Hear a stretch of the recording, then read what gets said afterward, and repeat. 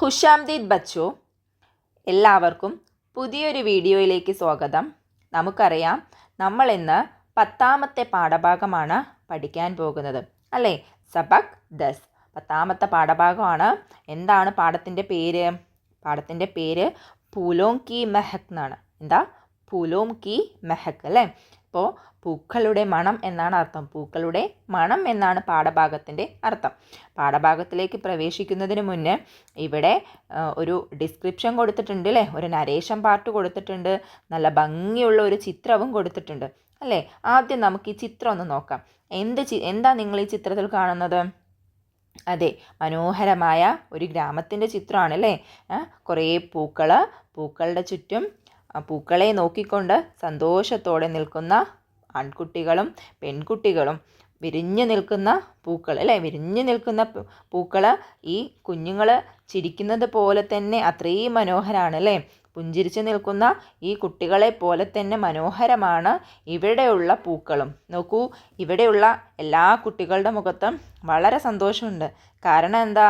ഈ വിരിഞ്ഞു നിൽക്കുന്ന പൂക്കളെ കാണുമ്പോൾ അറിയാതെ തന്നെ നമ്മുടെ മനസ്സിലും സന്തോഷം ഓടിയെത്തും. അങ്ങനെയല്ലേ? എല്ലാവർക്കും അങ്ങനെയായിരിക്കും അല്ലേ? നമുക്കറിയാലോ, നമ്മൾ ഇങ്ങനെ പാർക്കുകളിലേക്ക് പോകാറുണ്ട് അല്ലേ? ഇപ്പം നമ്മൾ ഊട്ടിയിലേക്ക് പോവുകയാണെന്നുണ്ടെങ്കിൽ അവിടെ ഫ്ലവർ ഷോ, കൊടൈക്കനാൽ, അവിടെയൊക്കെ എന്തുണ്ടാ ഇങ്ങനെ കുറേ റോസാപ്പൂക്കളും ഒക്കെ ഇങ്ങനെ അണിനിരത്തിയിട്ടുള്ളൊരു സ്ഥലമുണ്ട് അല്ലേ? അപ്പോൾ ആ ഭാഗത്തേക്കൊക്കെ പോകുന്ന സമയത്ത് നമുക്കറിയാലോ, നമ്മുടെ മനസ്സ് ഒന്നുകൂടെ ഇങ്ങനെ റിലാക്സ് ആയിട്ടുണ്ടാവും അല്ലേ? അപ്പോൾ പൂക്കൾ എപ്പോഴും എന്താണ്, നമുക്കൊരു പ്രത്യേകം പോസിറ്റീവായിട്ടുള്ള ഒരു എനർജി നൽകുന്നുണ്ട് അല്ലേ? വിരിഞ്ഞു നിൽക്കുന്ന പൂക്കൾ, അതുപോലെ തന്നെ പച്ച നിറഞ്ഞു നിൽക്കുന്ന മരങ്ങൾ, ഇതെല്ലാം കാണുമ്പോൾ തന്നെ നമ്മുടെ മനസ്സിൽ നമ്മളറിയാതെ ഒരു സന്തോഷം നമ്മളിലേക്ക് തേടിയെത്തും അല്ലേ? അതങ്ങനെ തന്നെയാണ്. പിന്നെ നമുക്കറിയാം, നമ്മുടെ കണ്ണിന് ഏറ്റവും കൂടുതൽ സന്തോഷം നൽകുന്ന നിറമാണ് നമ്മുടെ പച്ച നിറം, ഹരാരംഗ്. അങ്ങനെ ഒരു പ്രത്യേകതയുണ്ട് ഹരായ്ക്ക്.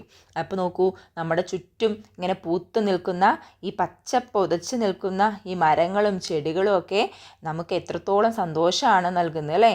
ഇതെല്ലാം നമ്മുടെ സന്തോഷത്തിന് വേണ്ടിയാണ് ഇവിടെ തയ്യാറാക്കി വെച്ചിട്ടുള്ളത്. അപ്പോൾ നമ്മൾ എന്തായാലും ഈ പൂക്കളെയൊക്കെ കുറിച്ചുള്ള ഒരു പാഠഭാഗമാണ് പഠിക്കാൻ പോകുന്നതെന്ന് നമുക്ക് മനസ്സിലായിട്ടുണ്ട് അല്ലേ? അപ്പോൾ ചിത്രത്തിലും അത് തന്നെയാണ് സൂചിപ്പിക്കുന്നത്. നോക്കൂ, നമുക്ക് പാഠഭാഗം തുടങ്ങാം.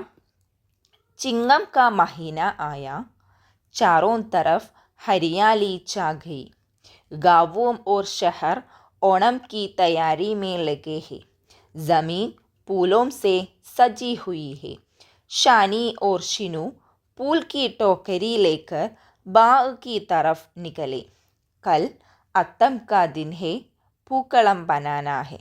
എന്താണ് പറഞ്ഞത്? പലർക്കും ഞാൻ വായിക്കുമ്പോൾ തന്നെ മനസ്സിലായിട്ടുണ്ടാവും അല്ലേ?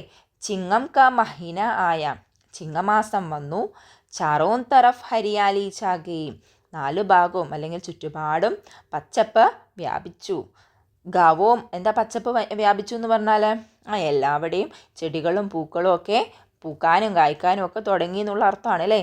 Gaon or ഷഹർ Onam Ki തയ്യാരി may ലഗേ ഹെ.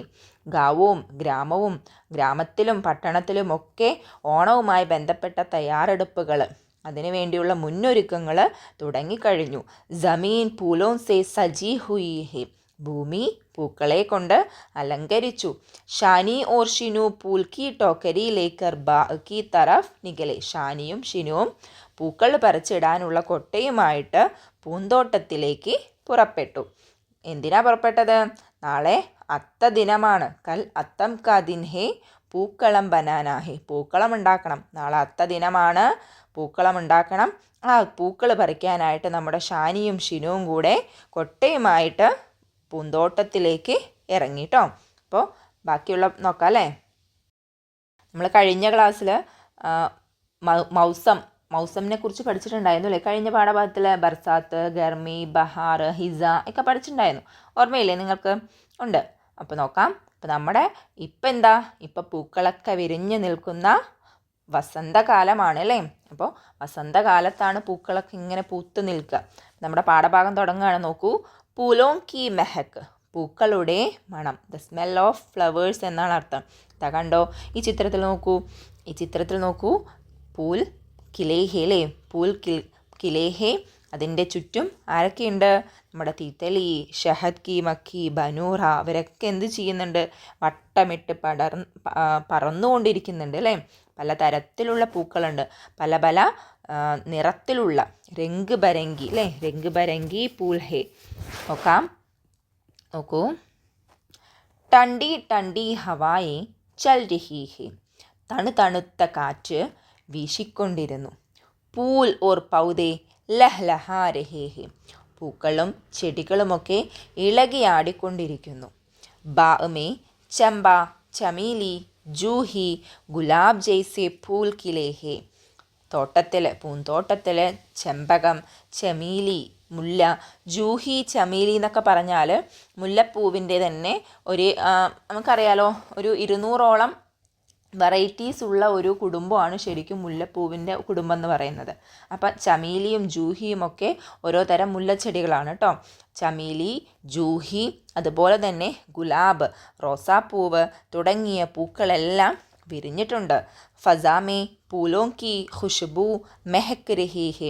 അന്തരീക്ഷത്തിൽ പൂക്കളുടെ സുഗന്ധം ഇങ്ങനെ പരന്നിരിക്കുന്നു, അല്ലെങ്കിൽ എല്ലാ ഭാഗത്തും പൂക്കളുടെ സുഗന്ധം ഇങ്ങനെ വ്യാപിച്ചിരിക്കുകയാണ്.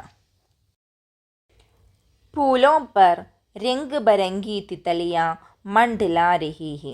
പൂക്കളിൽ നല്ല വർണ്ണപ്പകിട്ടുള്ള പല പല വർണ്ണത്തിലുള്ള തിത്തലികൾ, പൂമ്പാറ്റകൾ ഇങ്ങനെ ചുറ്റിപ്പറന്നുകൊണ്ടിരിക്കുന്നു. ബനൂറേ പൂലോം കാരസ് ചൂസ് രഹേ ഹേ. വണ്ടുകൾ പൂക്കളിൽ നിന്ന് പൂക്കളുടെ തേൻ എന്ത് ചെയ്യാണ്? നുകർന്നുകൊണ്ടിരിക്കുന്നു.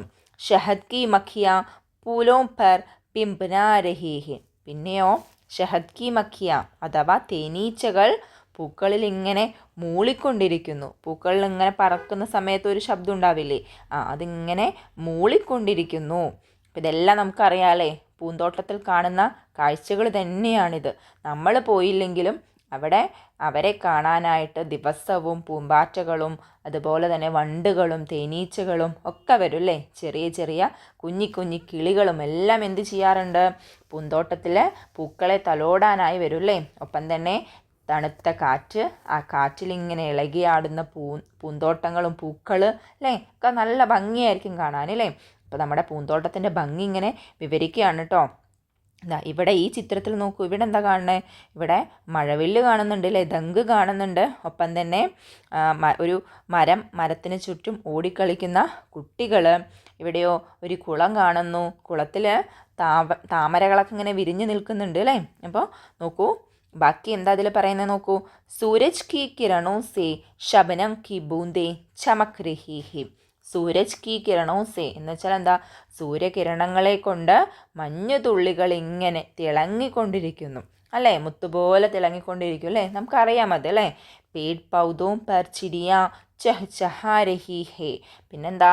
പേട് പൗധോ അഥവാ മരങ്ങളിലും ചെടികളിലുമൊക്കെ ഇരുന്ന് പക്ഷികളിങ്ങനെ കലപില കൂട്ടിക്കൊണ്ടിരിക്കുന്നു. ബാമേ ഏക് ഖൂബ്സൂരത് താലാബ് ഹേ. പൂന്തോട്ടത്തിൽ ഒരു ഭംഗിയുള്ള കുളമുണ്ട്.